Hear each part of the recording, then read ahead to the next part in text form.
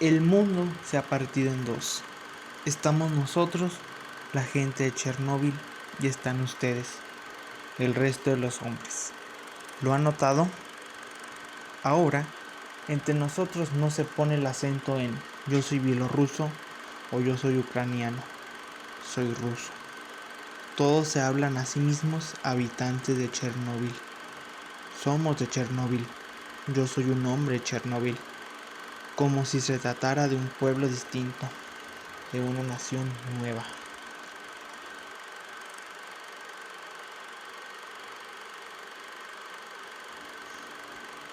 ...26 de abril de 1986...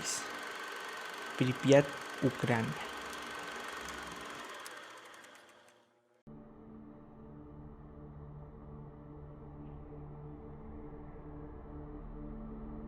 Los trabajadores de la planta nuclear Vladimir Ilich Lenin, mejor conocida como Chernóbil, se preparaban para realizar una prueba dentro de los reactores. La prueba implicaba reducir la potencia en la planta. Sin embargo, tuvieron lugar una serie de desequilibrios en el reactor 4 que provocaron el sobrecalentamiento del núcleo del reactor nuclear, así como 2 explosiones y un incendio, el preámbulo de la catástrofe. La explosión de la central nuclear lanzó a los aires impresionantes cantidades de dióxido de uranio, carburo de boro, óxido de europio, herbio, circonio y grafito, concentradas en una nube tóxica que se esparció por toda Europa. A pesar de la magnitud del incendio, el asunto fue manejado con suma discreción por el gobierno soviético y la ciudad más cercana, Pripyat, no fue evacuada hasta 36 horas después. La primera declaración oficial del gobierno no se hizo hasta el 28 de abril. Ignorancia, torpeza y corrupción fueron las bases que hicieron que esta tragedia fuera mucho peor, en especial para los habitantes del pueblo. De manera directa, las explosiones solo mataron a 2 operadores de la planta de Chernóbil, y otro más falleció de un ataque cardíaco. 28 bomberos murieron a causa de la radiación y decenas enfermaron. A largo plazo, la Organización de las Naciones Unidas calcula que la radiación provocó la pérdida de 4.000 vidas, mientras que Greenpeace estima que fueron 93.000. De manera inmediata se evacuaron a 115.000 personas en la zona más cercana del accidente, pero con el paso de los años, otras 220.000 fueron desplazadas por la radiación. 10 años después, cuando la herida que causó Chernóbil se había cerrado, Svetlana Alexievich, una escritora bielorrusa, publica su libro Voces de Chernóbil. Anteriormente, había publicado 4 libros. El primero de ellos fue La guerra no tiene rostro de mujer, un libro que recogía los testimonios de miles de mujeres que participaron en la Segunda Guerra Mundial, que originalmente se tenía planeado publicar en el año 1983, teniendo que esperar hasta la llegada de la perestroika en 1985. En ese mismo año se publica Los últimos testigos, que contiene 100 relatos de los niños que vivieron la Segunda Guerra Mundial. Estos 2 libros, Los últimos testigos y La guerra no tiene rostro de mujer, componen un relato único que a la vez es un mosaico que nos ofrece una vista impactante de las mayores tragedias de la historia. Posteriormente, en 1989, Svetlana Alexievich publica el libro Los muchachos de zinc, que ésta se empeñaba en recoger los relatos y los testimonios de los soldados, las madres, las enfermeras que vivieron la guerra afgana ocurrida entre 1979 y finalizada en 1989. Este libro causó una gran conmoción dentro de su país, ya que después de la caída del bloque soviético o de la Unión Soviética, la escritora fue llevada a juicio por varias de las personas a las que había entrevistado y que puso en sus testimonios del libro, quienes consideran como calumnias o mentiras lo puesto en el mismo por cambiar los textos o escribir cosas que según sus perspectivas no era lo dicho por ellos. En el juicio, Se llegó a la conclusión de que Svetlana Alexievich tenía que pagarles a las personas por el delito de calumnias, que la demandaron por ese mismo concepto, y permitió entrar al debate sobre qué es ficción y qué es ficción documental. Voces de Chernóbil se apega al género que la Premio Nobel maneja desde el inicio de su trayectoria literaria, la no ficción. En cada libro le toma entre 10 años escribirlo para poder cubrir la mayor cantidad posible de testigos para recopilar sus testimonios.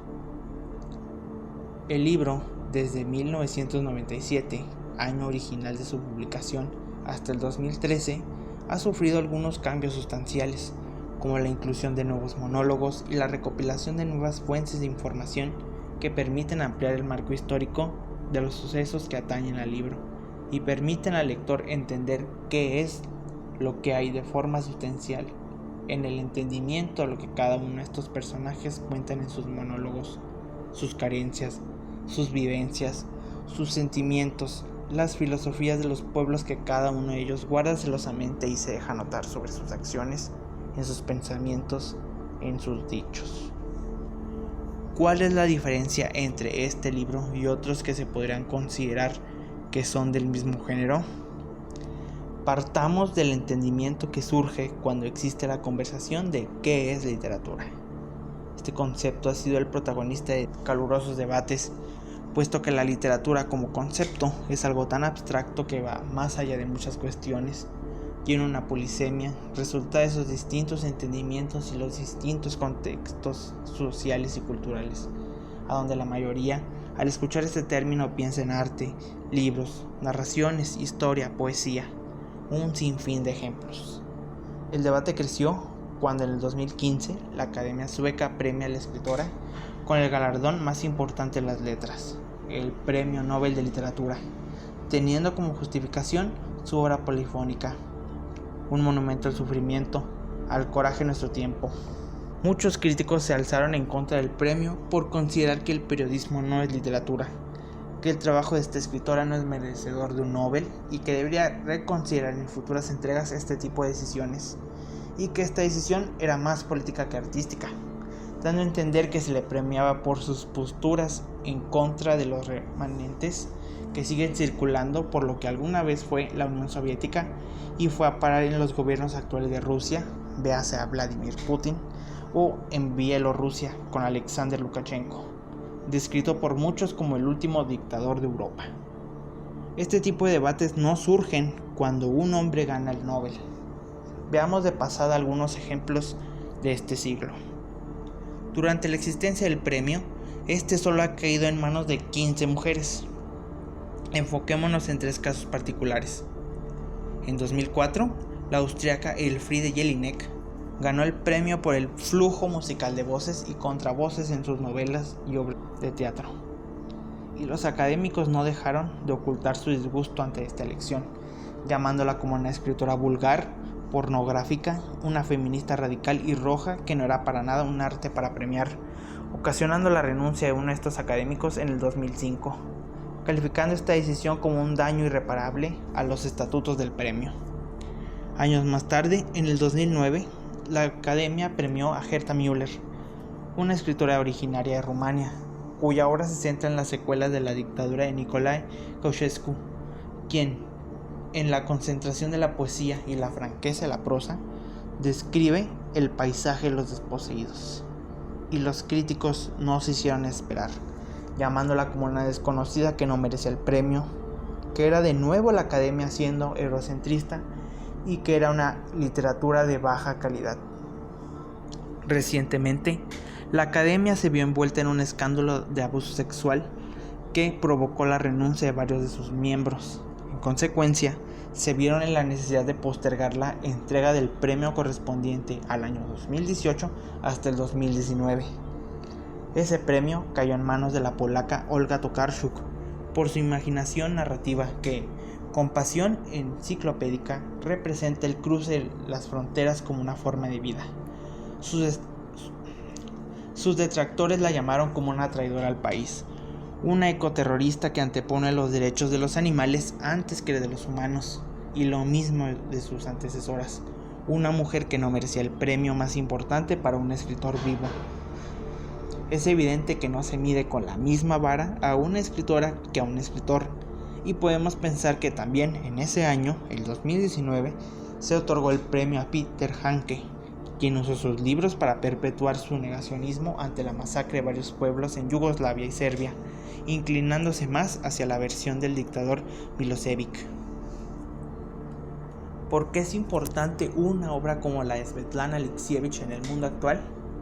Este es el abanico de voces que jamás se les ha pedido su opinión, que han sido relegados al olvido en un tiempo que no para de detenerse y envejecer los hechos hasta ponerlos en la esquina del mundo.